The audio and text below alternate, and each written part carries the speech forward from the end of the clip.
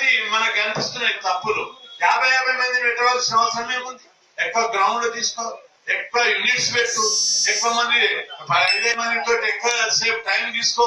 అవన్నీ తీసుకోకుండా elimination process ను అవలంబించి చేతులు దులుపుకునేటటువంటి పద్ధతి అవలరు.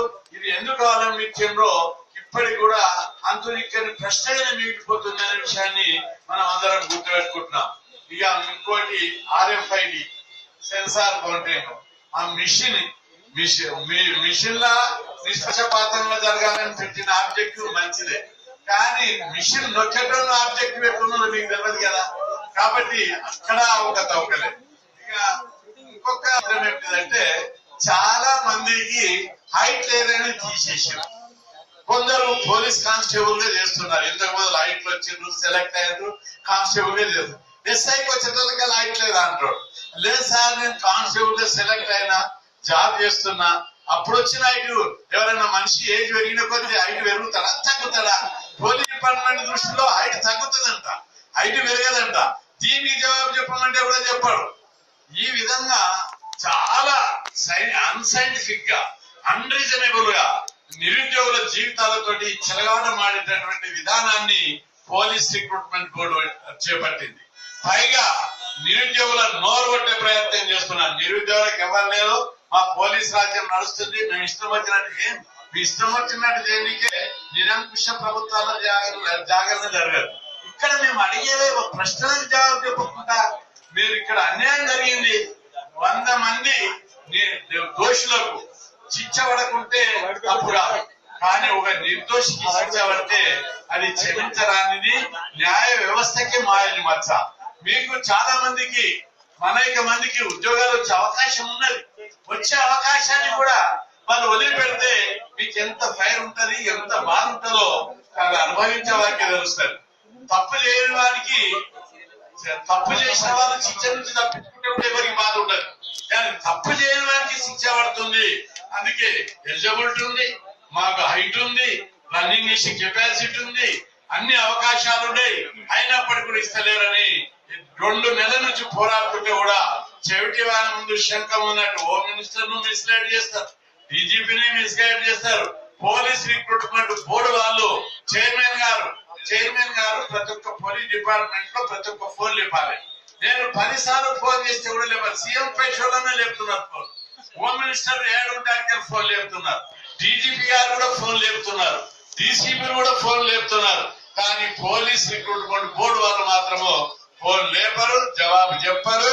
మా ఇష్టారాజ్యంగా అని చెప్పి ప్రవర్తించే విధానం ఏదైతుందో అది మార్చుకోవాలని చెప్పి మేము హెచ్చరించదలుచుకున్నాం.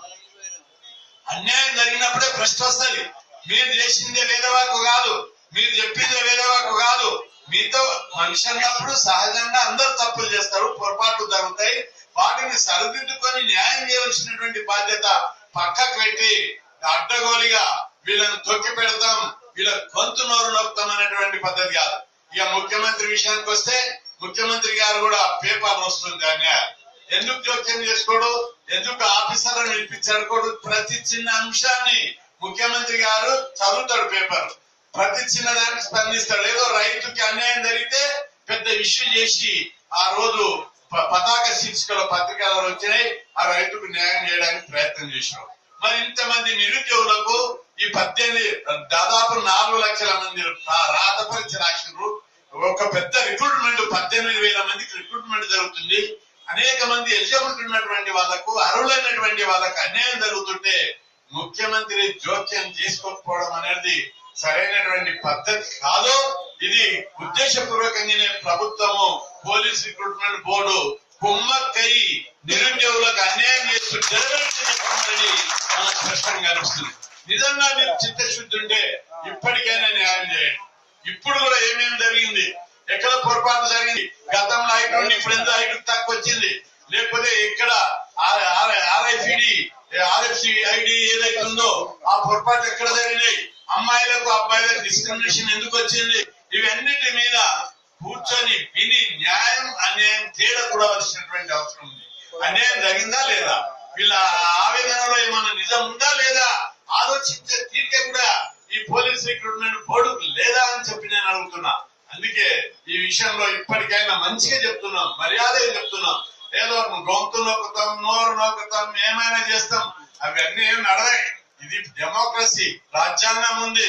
అన్నిటికీ తెలిసి పోరాడడానికి వచ్చిన వాళ్ళం, మమ్మల్ని అందరినీ జాతి కోసం పోరాడేటటువంటి వాళ్ళం. ఇవి అన్ని లెక్క చేయం. పెద్ద పెద్ద ఉద్యమాలనే లెక్క చేయకుండా పెద్ద పెద్ద ప్రభుత్వ ఒత్తిళ్లను ఇప్పుడు కాదు 45 ఏళ్ల నుంచి పోరాటం చేస్తున్నాం. కానీ ఎప్పుడు ఇట్లాంటి నిర్బంధం, నిరంకుశ పద్ధతిని చూడలేదు. అందుకే మీరు ఎవ్వరు కూడా అధైర్యపడొద్దు. న్యాయం కోసం హోమ్ మినిస్టర్ దగ్గరికి, సీఎం దగ్గరికి పోయి అయినా సరే మీరు ఉద్యమాలు చేయాల్సిందే. ఇక రెండవది, పోలీసు జాబ్తో పాటు ఈ రోజు ఇంకో విషయం పెద్దలు కోదండరామ్ గారు చెప్పినట్టు, ఎంత మందిని అయితే 300 మందిని ఎందుకు అరెస్ట్ చేసిరు చెప్పు. 300 మందిని అరెస్ట్ చేయడానికి ఏముంది? ఏమన్నా వీళ్ళు మీటింగ్ పెట్టుకోవద్దా? వాళ్ళకి జరిగిన అన్యాయం చెప్పుకోనికి వీల్లేదా?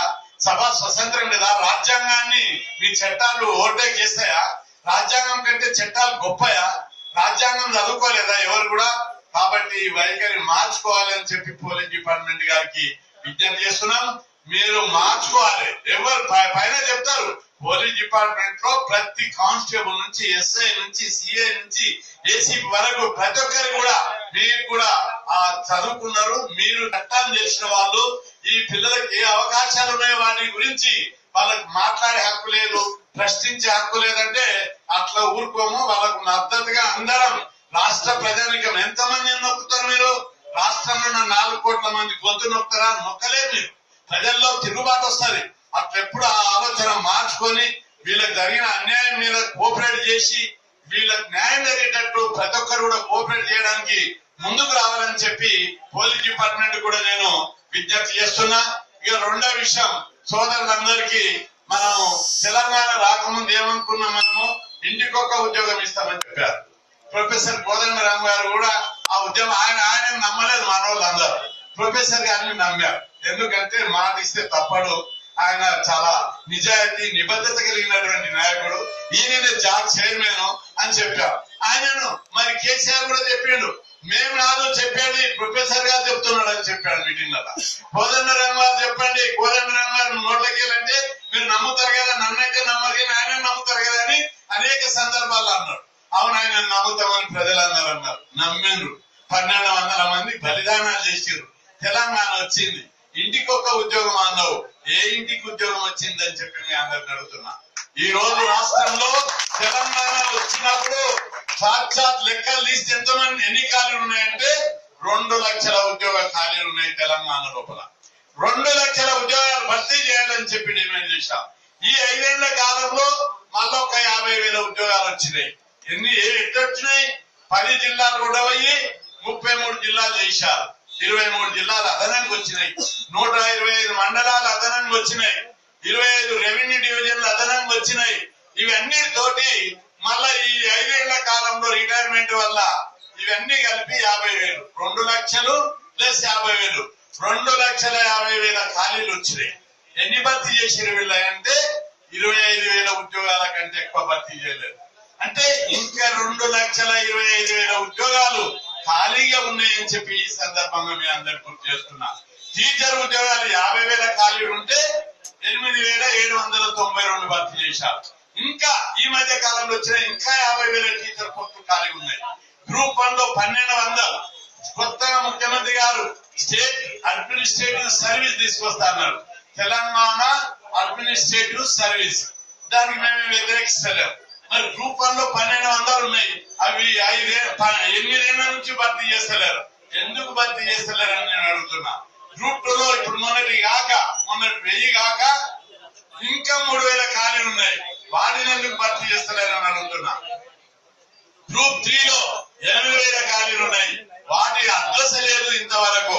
వాటిని ఎందుకు భర్తీ చేస్తలేరు. గ్రూప్ 4 క్లారికల్ పోస్టులు దాదాపు 40,000 పోస్టులు క్లారికల్ పోస్టులు ఖాళీ ఉన్నాయి. వాటిని ఎందుకు భర్తీ చేస్తలేరు. అదేవిధంగా ప్రతి లెక్చరర్లు, జూనియర్ లెక్చరర్లు, డిగ్రీ లెక్చరర్లు, ప్రొఫెసర్లు, అసిస్టెంట్ ప్రొఫెసర్లు, యూనివర్సిటీలు, డిగ్రీ కాలేజీలు, జూనియర్ కాలేజీలలో కలిసి 8,000 పోస్టులు ఖాళీగా ఉన్నాయి. వాటిని ఎందుకు భర్తీ చేస్తలేరని చెప్పి వీటన్నిటి మీద జుమ్లా లెక్క కడతాం, ఎవరిని వదిలిపెట్టాం. ఇప్పుడు కానిస్టేబుల్ కదా గొంతు నొక్కాలని చూస్తున్నావు. కానిస్టేబుల్ వస్తాయి. వీటి గురించి కరెక్ట్ పోరాడతాం. అదే విధంగా మిగతా 2,25,000 వేకెన్సీల భర్తీ కోసం రాష్ట్రం లోపల నిరుద్యోగ యువత 15 లక్షల మంది ఊరు ఓడి రాష్ట్రంలో అగ్గి మండిస్తామని చెప్పి ఈ ప్రభుత్వాన్ని రిటైర్మెంట్ అయిన వాళ్ళకు జాబ్లు ఎందుకు ఎక్స్టెండ్ చేస్తుంది ప్రభుత్వం? జైన్ కలెక్టర్లను కూడా ఎక్స్టెండ్ చేస్తుందా? రిటైర్మెంట్ అయినాక నిరుద్యోగులు అందరూ 30 ఏళ్ళు అయింది, పెళ్లిళ్ళు చేసుకుంటా, గడ్డాలు పెంచుకొని పిహెచ్డీ చేసుకుంటా, పీజీలు చేసుకుంటా, రోడ్లు వెంబడి కోచింగ్ సెంటర్లల్లా, స్టడీ సర్కిల్లల్లా లక్షల రూపాయలు ఖర్చు పెట్టుకొని అమ్మ నాయన దూరంగా స్టడీ చేసుకుంటూ ఏళ్ల తరబడి స్టడీ చేసుకుంటూ ఉంటుంటే వీళ్ళకి జాబ్ ఇవ్వకుండా రిటైర్మెంట్ వాళ్ళందరినీ ఎక్స్టెండ్ చేసుకుంటా ఎందుకంటే వాళ్ళు ఆడ సంతకం పెట్టమంటే ఆడ పెడతారు. మీరు పెట్టమంటే పెడతారా? తీసి పైన పడేస్తారు. కరెక్ట్ చేస్తాం సేవ అని చెప్పి మీరు ఎవరు మాట్లాడుతున్నారు. అందుకే కొత్తలు వస్తే యువకులు ఇనరు. Officer group 1, group 2, group 3, group 4 దగ్గర ఏ దాంట్లో కూడా వీళ్ళని చెప్పి ఆ పాతలనే రిటైర్మెంట్ అయిన వాళ్ళను ఒక 3,000 మందిని కంటిన్యూ చేస్తున్నారు. ఆ రిటైర్మెంట్ అయిన వాళ్ళని కంటిన్యూ చేసే వాళ్ళందరినీ వెంటనే పదవుల నుంచి తొలగించాలి. 2,25,000 జాబ్లకు నోటిఫికేషన్. ఇప్పుడు మేము కొట్టాలి పోలీస్ కానిస్టేబుల్లే కాదు, 2,25,000 వేకెన్సీలు group 1, group 2, group 3, groups, teachers, అదేవిధంగా లెక్చరర్స్, మొత్తం పోస్టుల భర్తీ కోసం ఇంజనీర్స్, డాక్టర్స్, డాక్టర్ పోస్టులు పేపర్లు చూసినాం. నిన్న మొన్ననే సాక్షి పేపర్లు ఇచ్చారు. అన్ని పేపర్లు ఇస్తున్నారు, ఈనాడు పేపర్లు ఇస్తున్నారు. అన్ని వేకెన్సీలన్నీ కూడా ఖాళీగా ఉన్నాయి. 4 హాస్పిటల్లో 4 డాక్టర్ పోస్టులు ఉంటే 1 డాక్టర్ పోస్ట్ ఉంది, 3 ఖాళీ ఉన్నాయి అన్నారు. అంటే వేల డాక్టర్ పోస్టులు ఖాళీ ఉన్నాయి, వేల పారామెడికల్ పోస్టులు ఖాళీ ఉన్నాయి, వేల నర్సెస్ పోస్టులు ఖాళీ ఉన్నాయి. ఈ విధంగా మొత్తం పెద్ద ఎత్తున పోస్టులు ఖాళీ ఉంటే అన్ని ఖాళీ ఉన్నాయి, కానీ నా రాజకీయ నాయకుల పోస్టులు మాత్రం ఖాళీగా లేవు. చేస్తూనే ఉన్నారు. ఎన్ని మంది పదవులు సృష్టించాలి, ఎన్ని చైర్మన్లు కావాలి? చదువుకున్న నిరుద్యోగులకు ఉపాధి లేదు, కానీ చదువుకొని దొంగలందరికీ పదవులు వస్తున్నాయి. తప్పనిసరి ఈ దేశంలో తిరుగుబాటు వస్తుంది. నిరుద్యోగ సమస్య మీద ప్రజలందరూ కూడా ప్రత్యేకంగా నిరుద్యోగంతా కూడా తిరుగుబాటు చేయడానికి సిద్ధంగా ముందు ఈ సమస్య మీద మనం నిర్మాణాత్మకంగా శాంతియుతంగా పోరాటం చేయాలి. ప్రపంచంలో మీరు ఒకటి గుర్తుపెట్టుకోవాలి, ఏ దేశంలోనే కానీ మంచి ఉద్యమం జరిగిందంటే శాంతియుతంగా ఉద్యమాలు జరిగినాయి, సక్సెస్ అయినాయి, ఫలితాలు కూడా ఇచ్చినాయి. మన దేశానికి స్వతంత్రము గాంధీ శాంతియుత మార్గం ద్వారానే పోరాటం చేసి స్వతంత్రం తీసుకొచ్చారు. ప్రపంచంలో ఏ దేశంలో జరిగిన పోరాటమైనా శాంతియుత పోరాటాల ద్వారానే మన యొక్క ఉద్యమాలు ఎక్కువ కాలం కొనసాగుతాయి, నిర్బంధాలు ఉన్నాయి. కాబట్టి మనం దాని ఆ వయసు ప్రజలకు పోతుంది, ప్రజా బాహుళ్యాన్ని కదిలిస్తామో ప్రజలందరూ ఎప్పుడైతే రోడ్ల మీదకి వచ్చి శాంతియుతంగా తమ నిరసనలు చెప్పగలుగుతారో ఆ రోజు మాత్రమే సమస్యలు పరిష్కారం అవుతాయి. కాబట్టి శాంతియుతంగా చేస్తే ఏమైతుంది? తిరిగిపోవడమే కదా. ప్రతి లెక్క పడుతుంటది, ఒక్కొక్క దానికి లెక్క పడుతుంది. తెలంగాణ ఉద్యమము 3-4 ఏళ్ళు శాంతియుతంగా చేసి పెట్టినే సోనియా గాంధీ కరిగి దిగొచ్చి ఉద్యమం వచ్చింది. కాబట్టి ఆ విషయం లోపల సోదరులందరూ కూడా మీరు ఏం వెక్స్ కాకుండా ఈ ఎగ్జామ్స్ ను వెంటనే ముఖ్యమంత్రి గారు చొరవ తీసుకొని పోస్ట్ పోన్ చేసి తప్పనిసరి వీళ్ళందరికీ ఎవరెవరికైతే అన్యాయం జరిగిందో, హైట్ లోపల అన్యాయం జరిగింది, రన్నింగ్ లోపల అన్యాయం 800 పరుగు పని అన్యాయం జరిగింది, అమ్మాయిలకు అన్యాయం జరిగింది, పోలీస్ డిపార్ట్మెంట్ యొక్క నిర్లక్ష్యము, నిరంకుశ విధానము, అవకతవక పద్ధతులు, ఎలిమినేషన్ ప్రాసెస్ ఇట్లా తొందర ఓడగొట్టుకొని బయటపడాలి. అది ఒకటే చూసిరు తప్ప న్యాయం జరగాలన్నటువంటి పద్ధతి అవలంబించలేదు. కాబట్టి మీరు చేసే ఈ పోరాటానికి పూర్తి మద్దతు ఉంటుందని అన్వర్ పాషా సమర్థుడైనటువంటి అన్వర్ గారు, మీరు చేసే ఉద్యమానికి ఎక్కడ ఏ ఉద్యమం చేసినా పూర్తి అండగా ఉంటాం.